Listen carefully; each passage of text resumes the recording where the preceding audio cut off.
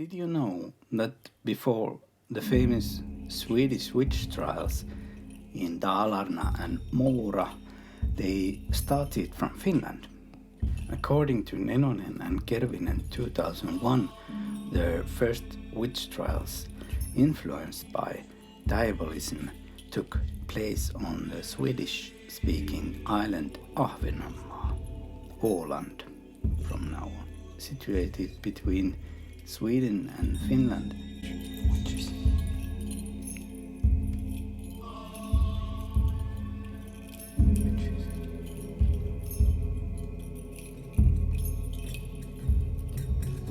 Witches.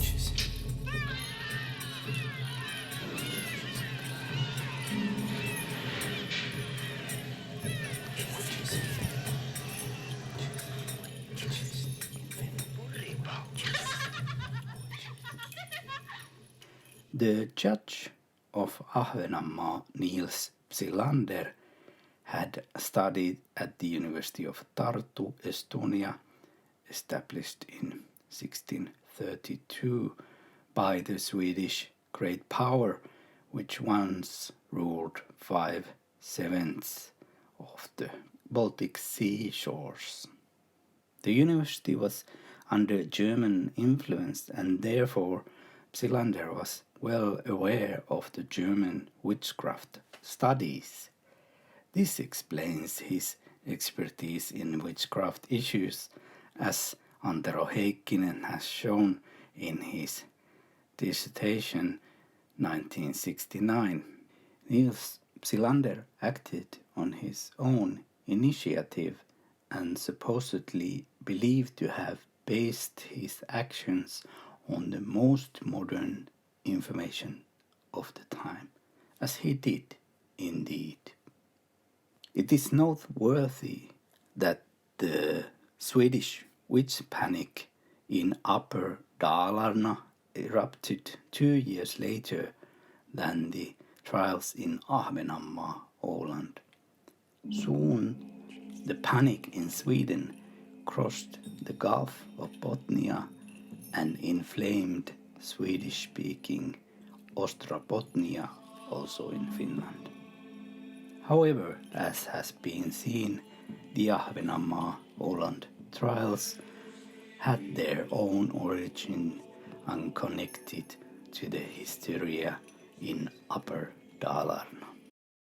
Vi har nog rörelse, verktyg, att få fram sanningen.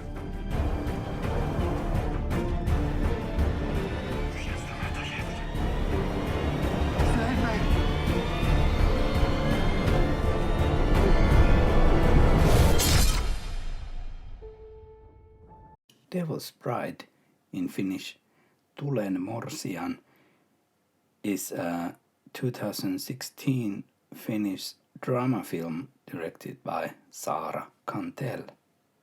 Its language is in Swedish and Finnish. It was released in 2016.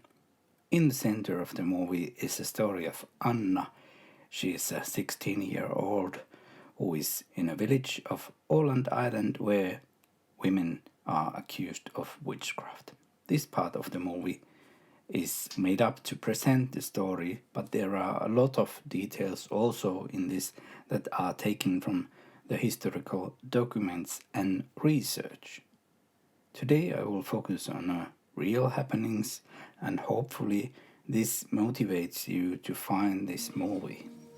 Sinä seuraat himojasi. Se ei ole sama asia kuin rakkaus. Jag har inte kommit hit för att kopiera det förflutna, utan för att skapa förändring. Jag själv har fruktat att vårt lilla Åland hemligen förvandlats till ett myllrande näste för trolldomar. Dylika trollformer är förbjudna enligt lag. Why should anyone interested in history see the Finnish film Devil's Bride?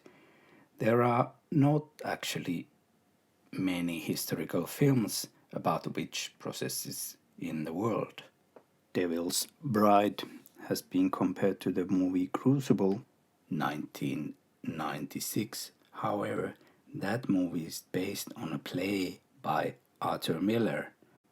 Instead, the film Devil's Bride Tulen Morsian in Finnish, Bride of the Fire actually is the real translation, is based not only on the author's own research of well-preserved historical documents, but also on several Finnish academical dissertations. Actors and actresses are quite good, but the dialogue for them it's a little bit clumsy and it does not feel natural. Dylika trollformler är förbjudna enligt lagen. Rakel Larsdotter har bekänt och visats skyldig till att ha nyttjat svart magi för egen och den ondes vinning. Denna by, mörkrets krafter. But like I said, you should watch the movie yourself. In Åland, it all started with 8 rye sheaves. A sheaf is a bundle of grain stalks laid lengthways and tied together after reaping. Many witch accusations have a connection to a livelihood, food or drink. For example, people believed that it was possible to ruin someone's beer luck or cattle luck with a curse. According to dissertation by Jari Eilola, this can be one of the main reasons that women were often accused in witch trials. Household was their realm, and also most of the magic was done in that circle. In Åland, first it looked like an ordinary theft. Someone had taken food from a common store that did not belong to him or her. Woman Karin Persdotter used her visionary gift when people asked for it. During interrogations, she said that she had seen visions since she was a child. Also, she realized that she was sick. In Karin's visions, kittens came to run around her skirt. As she listened to people on their way to church, the kittens disappeared from her eyes at the moment the right person was mentioned. This is how she found a thief or even predicted somebody's death.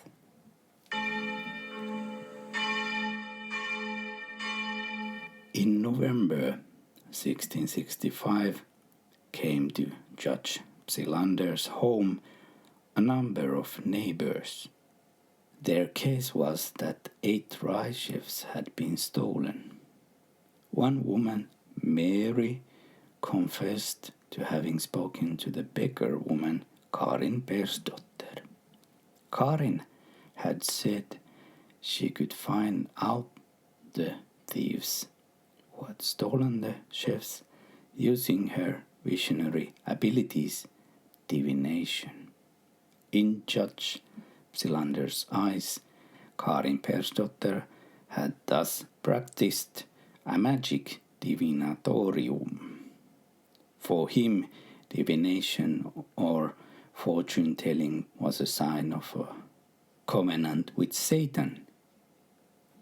Karin defended herself by explaining, for example, that she had been ill since childhood and had seen visions since that.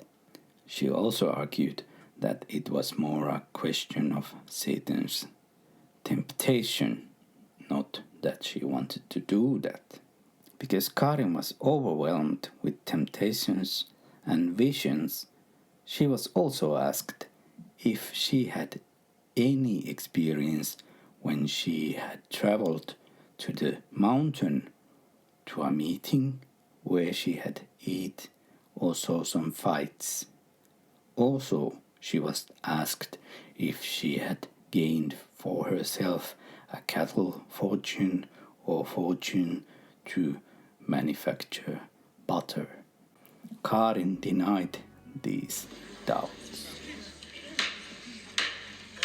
At the court hearing, Karin is confident because everyone knows that white magic was usually allowed.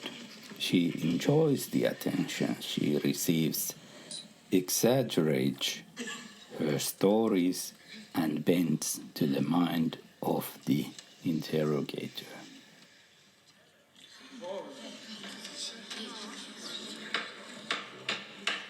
Yes, she has flown to the mountain for feasts.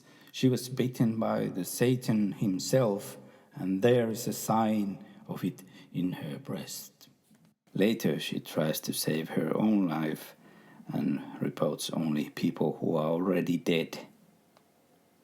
Judge Psylander does not accept any magic. Everything is an indication of an alliance with the devil. Frightened, Karin informs about the other women of the village. She became a whistleblower. After the court, she had to stay for 4 months in prison at the Kastelholma castle. Source for this part was from Virtanen Leena, 2016, Tulen Morsian. However, Karin was not tortured. She told stories about the devil from her own head, and the interrogators led her in the direction of their own beliefs. However, this had awful consequences for the other women in the community.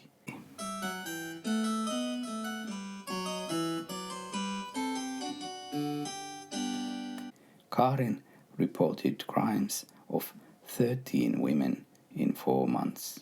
Most of the means used by the women were the magic associated with the cattle fortune, but also Karin told things about one pastor who had already previously been suspected. He had previously been charged also with a sexual offense. This case is adapted also to the plot of the film The Devil's Bride, but in the real life, pastor in the witch processes was a different person.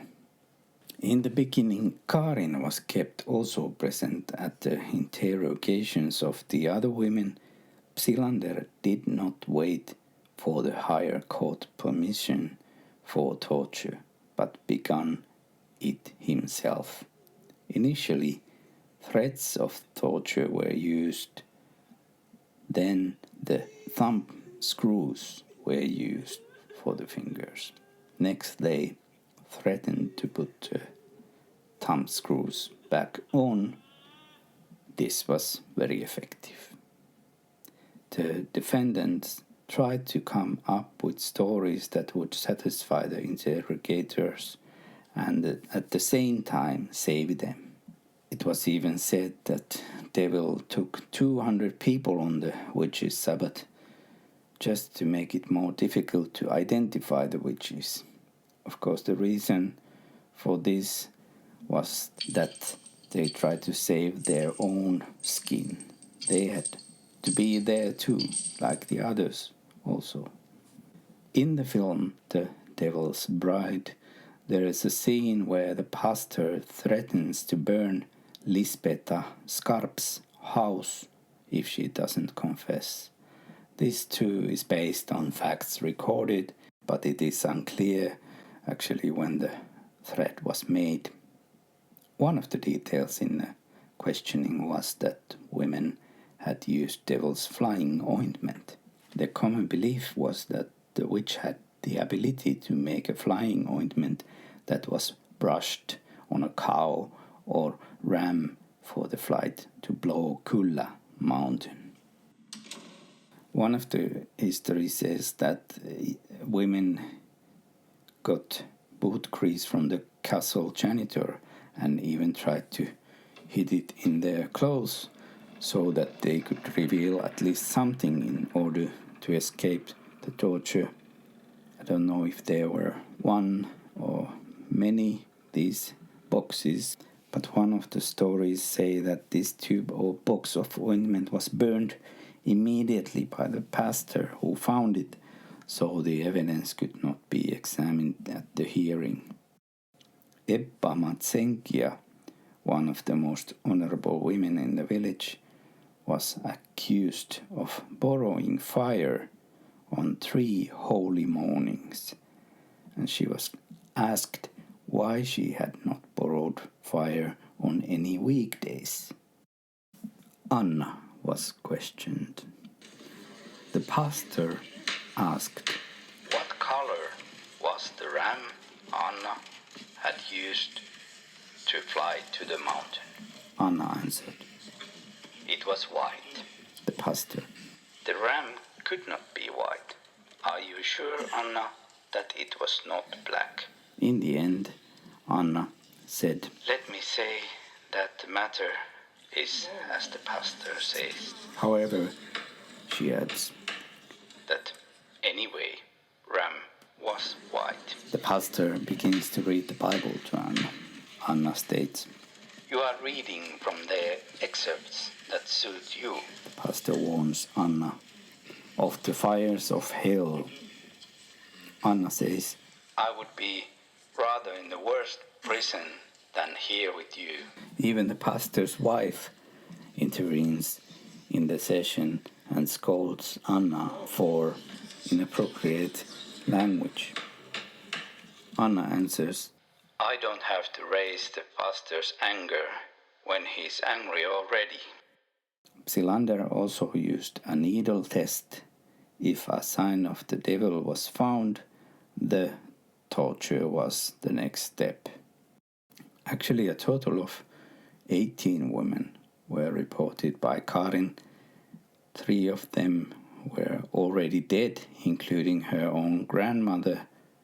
6 of them were sentenced to death, 4 of them in 1666. Maria Nilsdottir, Lisbetta Skarp, Ebba Matsenkia, and herself, Karin Persdotter, and later in 1667 also Anna Bengtsdotter, and Ingeborg Olofsdotter in 1668. A wide range of punishments were used in Finnish witch trials. The fine was most common, 40 marks. It was a large sum for the people in that time. Shame was a general punishment. There were stocks in a church hallway and also shame pillories. The women were given whip penalties and the men took part in a kind of amok run in which they were beaten with sticks. The death penalty was the work of executioners, pyöveli in Finnish. It is estimated that there are 3,000 places in Finland where the executioner killed at least one person, according to Moilanen 2019. The executioner could himself be a person also sentenced to death. The job was like an alternative to the death penalty. The executioners themselves were also guilty for crimes, even some witch crimes I have read. They were tough and rough men with heavy lifestyle. The executioner was a feared and despised person in community. Often they lived in a residential area. The execution of the convicted person was in the public interest. People came from afar to watch. It was a happening. The executioner was able to build a platform with beheading log. Whole platform was burned with the body. Sometimes the witch's house or barn was burned with the body. According to Virtanen 2016, Michel Hinderson was the executioner of Karin Persdottir. He was certainly, probably angry because he was not paid at the time. Correspondingly, he received a salary after 2 years, during which time he had already visited Åland many times. The reward was 15 thalers, 15 red cents, plus travel costs from Turku to Åland and back to Turku, costs of 8 days stay, 2 meals a day, 3 cups of liquor, 19 cans of beer. A total of 26 thalers plus 3 red cents. The pastor's son, Niels, was left fatherless at about the age of 10. He studied at the University of Tartu in Estonia, and after that worked for the Charles X Gustav, King of Sweden. Niels became an learned man. He worked as a secretary. Just before his assignment, he married and totally had as many as 7 children. In the movie, he arrives with his mother to the island. I feel this is wrong because you will understand his psyche differently. In 1655, the king signed his credentials as a judge of the district of Åland, where he served for the rest of his life, actually for 27 years.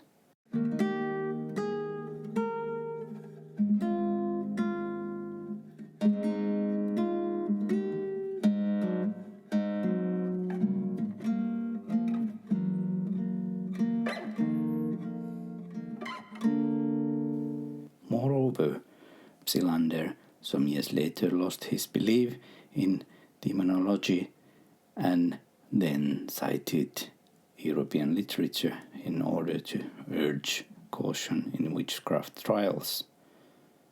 I used sources from Toivo 2012 and 2020.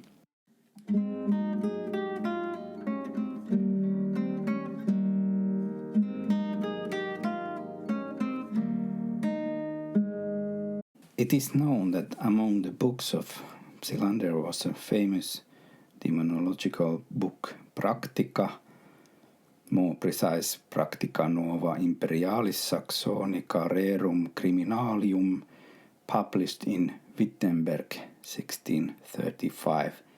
Benedict Karpzov the Younger was a 17th century German criminal lawyer and a witchcraft theoretician who wrote extensively on witch processes. Practica, which in its steepness corresponds to Psylander's line, the work is also influenced by the Malleus Maleficarum. Summa summarum, argumentation in these books is quite problematic. Witchcraft is a serious crime, well concealed and difficult to prove.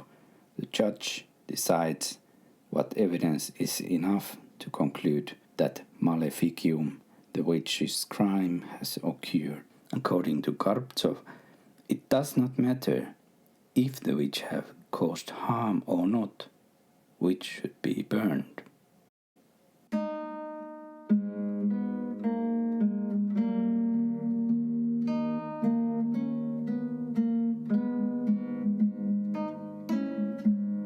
Before moving to the psychoanalytical part, I will give you the sources I have used for this first part. Dissertation of Antero Heikkinen, 1969, Paholaisen liittolaiset, book of Leena Virtanen, 2016, Tulen morsian, Mirkka Lappalainen study Pohjoisen noidat, 2018, Jari Eilola, 2003, Rajapinnoilla, Studies of Marko Nenonen and Timo Kervinen, 1994. For example, the book Synnin palkka on kuolema, and the book of Jean Guillot, Noitien asianajaja, 2004. The book was first published in Swedish by the name Häxornas försvarare.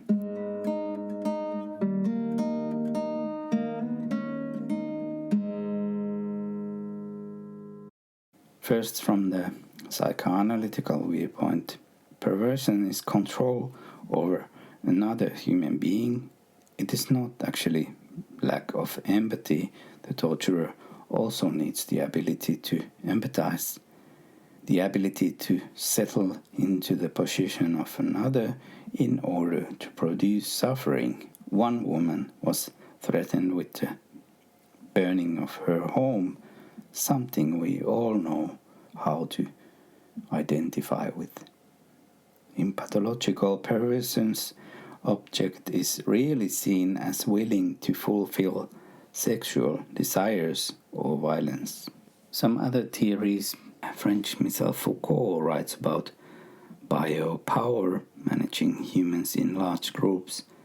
Actually, this topic is quite relevant again if you think the corona politics.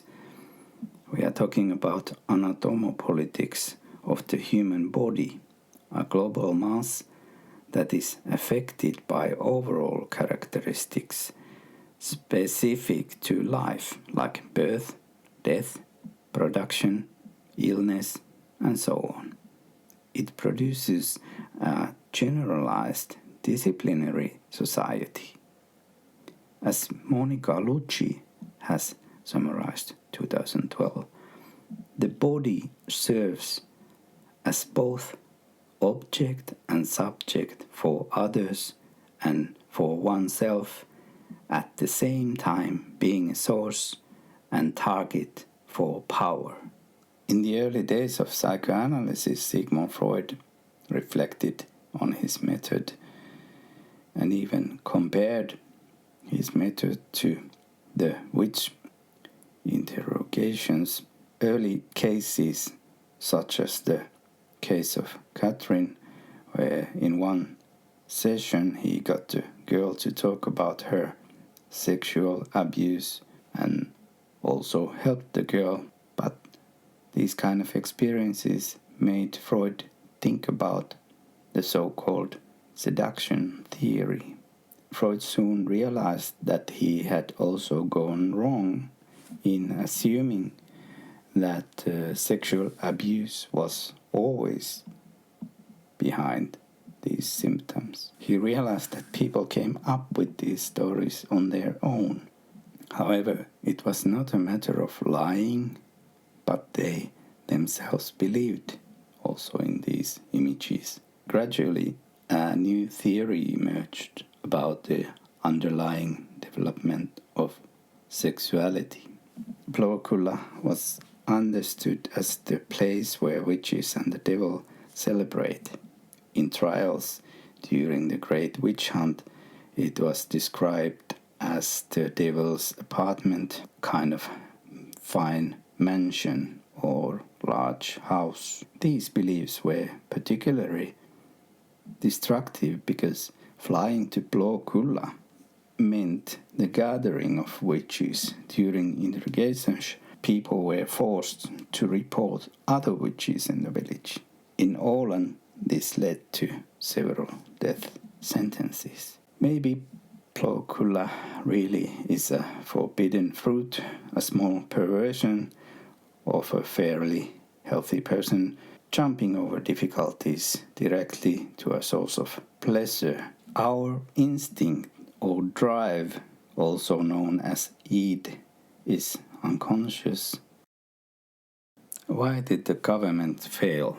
The law cannot afford to draw conclusions in the same way that we historians can. New information can undo what was previously known.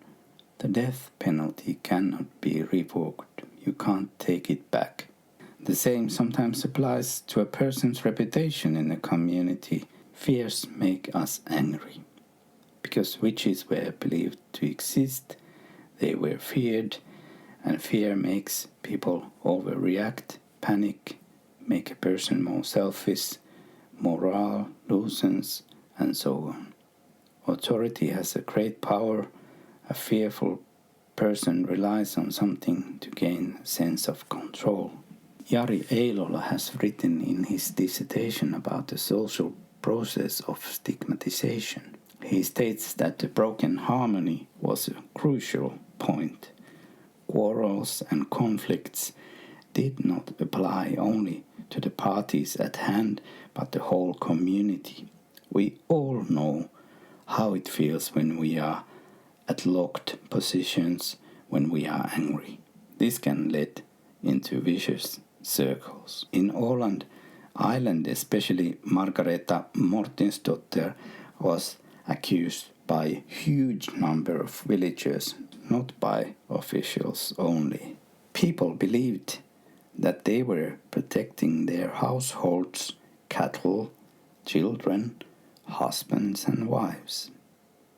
It is important to notice, like Eilola has stated, that this process also pushed a witch become more and more aggressive. Also frequent rejections frustrated these individuals. Attempts can be made to explain the causes of violence by individual psychological means, but the causes can also be deep in society. Psychoanalyst Vamik Volkan has written in his article Large Group Identity, Us and Them Polarization in the International Arena in the magazine Psychoanalysis, Culture and Society 2009. Other people, those who are our competitors or even unwanted people or friends, are also part of us at the level of unconsciousness. Because we have identified with them in one way or the other, we also use them either to represent our own unwanted sides or as representatives of aspirations. So basically, we see our own faults in the other people, and on the other hand, we ourselves would like to be the ones we adore. As Melanie Klein has stated in her book Envy and Gratitude, if you are lacking a lot of things in life, it will increase your greed and also paranoid anxiety. Ambition also can be the source of envy. If another is believed to have some great secret power, it is also wanted. This may even mean that its holder must be destroyed. Was this the case with the Niels Psilander or the villagers? Who knows? As Sigmund Freud stated in his book Civilization and its Discontents 1929, man has an inherent tendency to wickedness, aggression, destruction, and cruelty. He thought religion, art, and science could be richly rewarding, but he emphasized that culture is the product of impulses denied, a more directly sexual or aggressive satisfaction. However, one's neighbor has not only be a friend, helper, or potential sexual partner, but also a temptation to satisfy aggression, cheap labor, an object of sexual gratification, and even an incentive to torture and kill. My podcast series about witches in Finland and witch films is coming to an end. It is time to remember the victims of these witch processes. There were about 1,200 trials in Finland in which crime was witchcraft or sorcery, about 150 death sentences. It is not known how many of them were released in the Court of Appeal. I don't think the man of the past was very different in his mind compared to the man today. It is difficult to resist the forces lurking within us, and perhaps in the light of history, it is also naive to believe in a society of angels where everyone has equal conditions. However, there are better conditions now than before. I will end my podcast series here. Soul Sanitarim will continue to offer something to listen to, but I still don't know what it could be.